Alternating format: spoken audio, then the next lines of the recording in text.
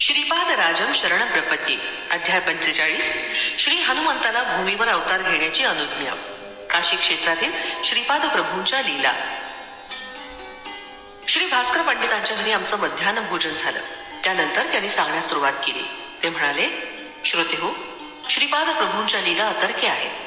त्यांनी काशी नगरात अनेक महापुरुषांना आशीर्वाद दिले. त्यांना हव्या असलेल्या योगसिद्धी प्राप्त करून दिल्या. ते ऋषींच्या समुदायास उद्देशून म्हणाले, मी नृसिंह सरस्वती नावानं अजून एक अवतार धारण करणार आहे. मी पिठिकापुरात अदृश्य होऊन काशी क्षेत्री येण्याचं प्रबल कारण हे महापुण्य क्षेत्र आहे. सिद्ध संकल्पांची येथे पूर्तता होते. मी दररोज गंगेत स्नान करण्यासाठी योग्य मार्गाने येत असतो. मी नृसिंह सरस्वती अवतारात इथेच संन्यास दीक्षा स्वीकारणार आहे. येत्या शतकात क्रियायोगाचं ज्ञान इच्छिणाऱ्या गृहस्थाश्रमी लोकांना बोध करण्याच्या निमित्तानं श्यामाचरण नावाच्या एका साधकाला येथे काशीत जन्म घेण्याचा आदेश देत आहे. येणाऱ्या युगात ब्रह्मज्ञानी हनुमंताला श्यामाचरणांजवळ क्रियायोग शिकण्यास सांगितलं आहे. हे त्रिवार सत्य आहे. हनुमंताला सीता, राम, लक्ष्मण आणि भरताचं दर्शन. तेवढ्या श्रीपाद प्रभू ऋषी संघांबरोबर योग मार्गाचं अनुसरण करत बदरिका वनात येऊन पोचले. तिथं त्यांनी नरनारायण गुहेत अनेक शिष्यांना क्रियायोग दीक्षा दिली. तिथून 12 कोस दूर असलेल्या उर्वशी कुंडाजवळ ते आले. ऋषीगंगेत सुद्धा त्यांनी स्नान केलं. 5000 वर्षापासून तपस्या करत असलेल्या सर्वेश्वरानंद नावाच्या महायोग्यास श्रीपाद प्रभूंनी आशीर्वाद दिला. तिथून ते नेपाळ देशात गेले. तिथं एका पर्वतावर राम नामाच्या ध्यानात मग्न असलेल्या हनुमंतास श्रीराम, सीता, लक्ष्मण, भरत आणि शत्रुघ्न या सर्वांचं दर्शन एकत्रितपणे श्रीपादांनी घडवलं.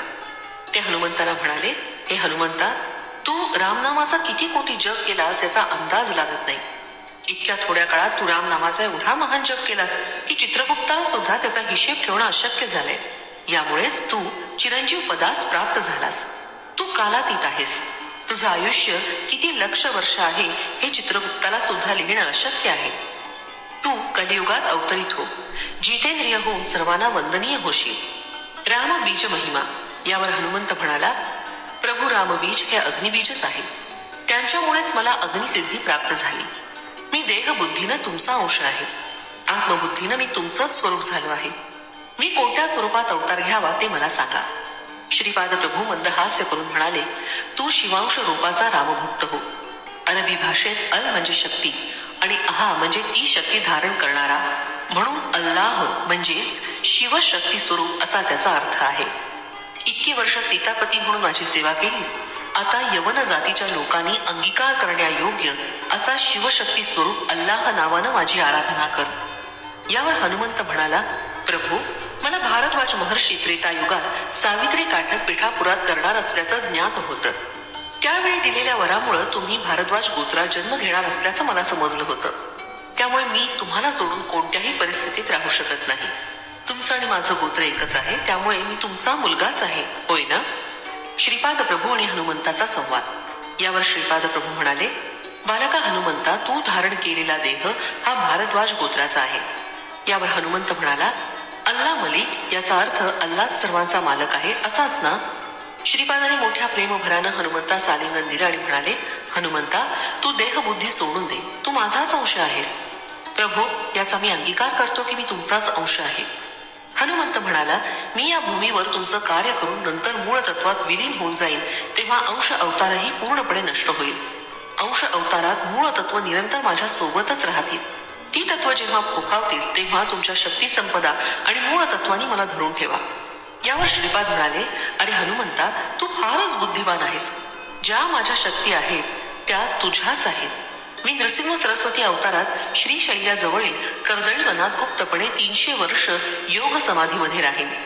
त्यानंतर प्रज्ञापूर म्हणजे सध्याचं अक्कलकोट गाव इथं स्वामी समर्थ या नावानं प्रसिद्ध होईल. हा अवतार समाप्त करते वेळी साई रूपानं तुझ्यात अवतरित होईल. मी हे स्पष्टपणे सांगतो की माझा अवतार तुझ्या स्वरूपात प्रकट होईल. त्यावेळी तू एका समर्थ सद्गुरूंच्या अवतारात प्रसिद्ध पावशील. यानंतर हनुमंत म्हणाला, प्रभू, मी तुमचा सेवक अल्ला मालिक आहे असं म्हणत संचार करेन. जीवत्व बुद्धीमुळे मी आपला अंश असून सुद्धा आपल्याप्रमाणे प्रवर्तन करू शकणार नाही. आपले श्रीचरण म्हणजे प्रत्यक्ष दत्तप्रभूच. आपणात आणि माझ्यात अंतर असणं कसं शक्य आहे? मी तुमच्या स्वरूपात आणि तुम्ही माझ्या स्वरूपात बदलल्यास आपणातील अद्वैत सिद्ध होईल. यासाठी आपण मला दत्त प्रभूंच्या सायुज्यतेचा प्रसाद द्या.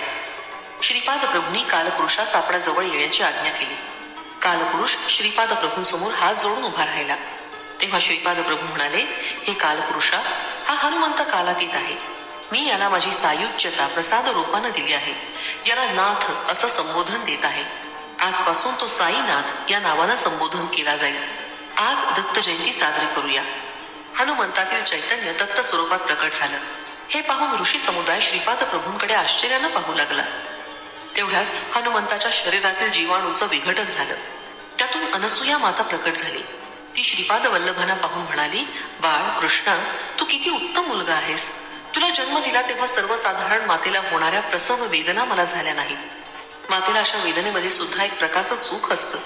त्यात माधुर्याची अनुभूती येत असते. परंतु तुझ्या जन्माच्या वेळी मी या सुखापासून वंचितच राहिले. तू माझ्या पोटी पुन्हा जन्म घेणार नाहीस ना? ही तुझी वैष्णवी माया मला समजत नाही. यावर श्रीपाद प्रभू म्हणाले, हे माते, पुत्रांना मातेची धर्मबद्ध इच्छा पूर्ण करायचीच असते. तुझ्या गर्भातून प्रकट झालेला हा हनुमान आहे. त्याला माझी सायुज्य स्थिती प्राप्त करून दिली आहे.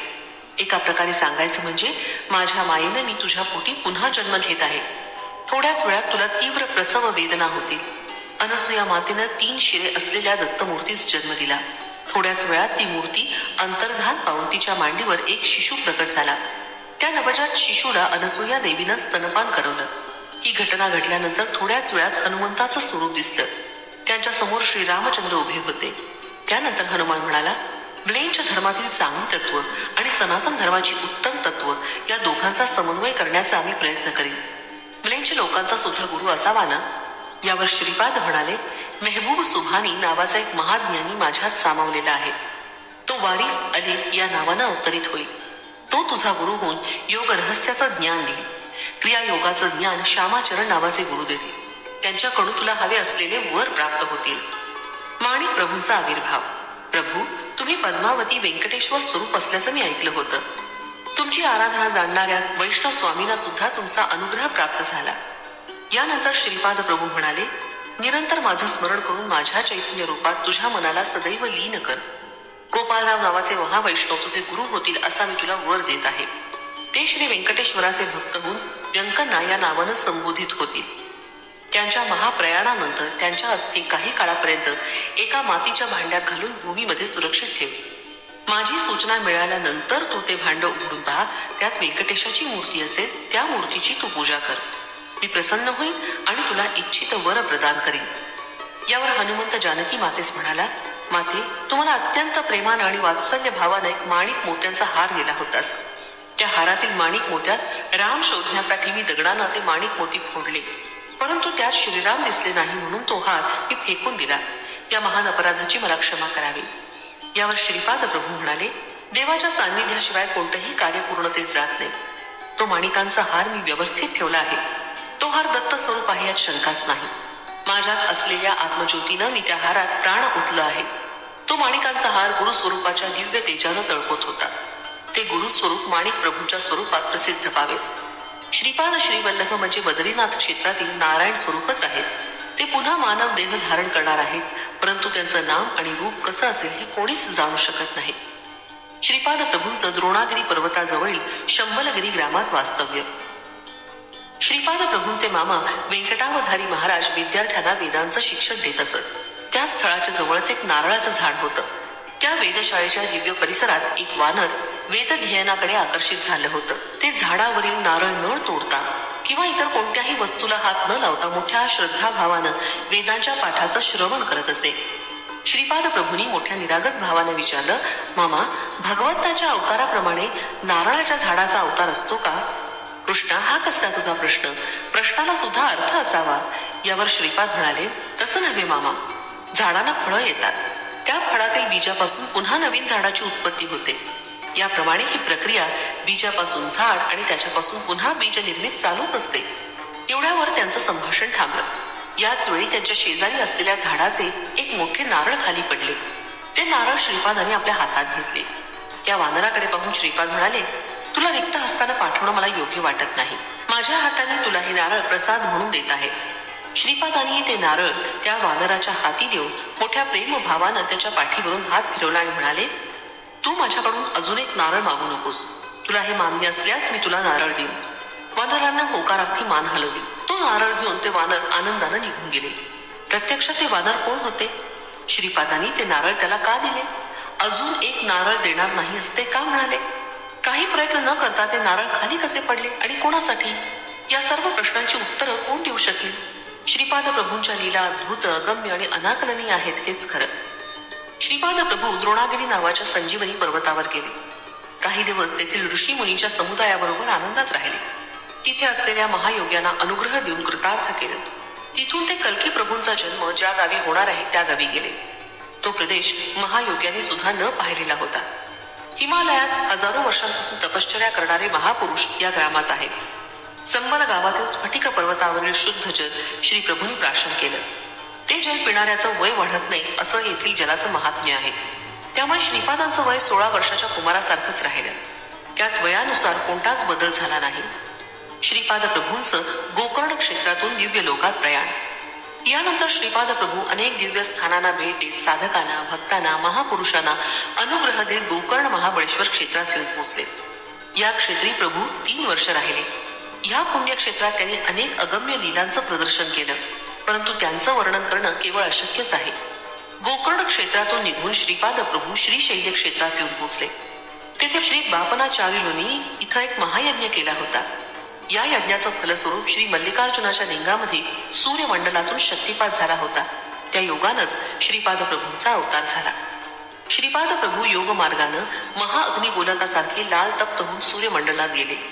तिथून ते ध्रुव नक्षत्रातून, सप्तर्षी मंडलातून, आर्द्रा नक्षत्रातून फिरून 4 महिन्यानंतर श्रीशैल्यास परत आले. त्यांच्याबरोबर त्या नक्षत्रावर वास्तव्य करणारे महर्षी अत्यंत नूतन असा योग शिकण्यासाठी आले. श्रीशैल्यामधील सिद्ध पुरुषांची, ऋषींची श्रीनी एक सभा बोलावून सर्व ऋषींना, दुसऱ्या ग्रहावरून आलेल्या महर्षींना त्या नूतन महायोगाचा, सिद्ध योगाचा बोध केला. त्या बोधानं सर्व ऋषी मुनिगण अत्यंत आनंदित झाले. या ज्ञानामृत प्राशनानंतर आर्द्रा नक्षत्रातील ऋषी स्वस्थानी परतले. श्रीपाद प्रभू श्रीशैल्याहून काही दिवसांनी कुरुगड्डी या पवित्र क्षेत्री येऊन पोहोचले. श्रीपाद श्री वल्लभांचा जय जयकार असो. फलश्रुती सर्व क्षेत्रात वृद्धी.